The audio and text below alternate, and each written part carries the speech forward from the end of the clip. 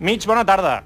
Què tal? Bona tarda. Mira, tenim aquí l'Àlex, que et dirà una frase. No vol mastegar, Àlex? Dirà una frase amb accent argentí i tu has de dir si s'entén o no. Com a argentí que ets, ens has de dir si l'has entès o no l'has entès. D'acord, Mig? Estaremos, sí. Vale, molt bé, doncs, Àlex, quan vulguis, digues la frase.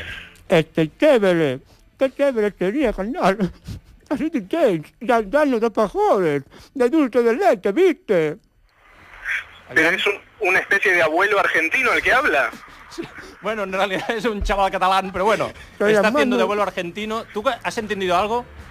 La verdad que nada. No, necesitaría repetición en... Bueno, la frase era, no sé si te ha sonado algo, qué chévere sería ganar la City Chase y hartarnos de alfajores de dulce de leche.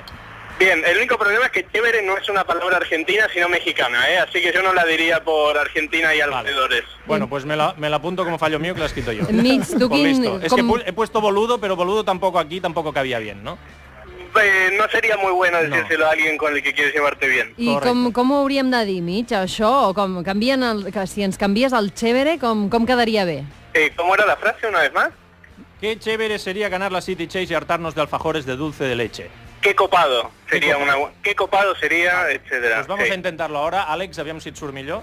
Qué copado sería ganar la City Chase y el de alfajores de dulce de leche. ¿Cómo lo has visto, Mitch?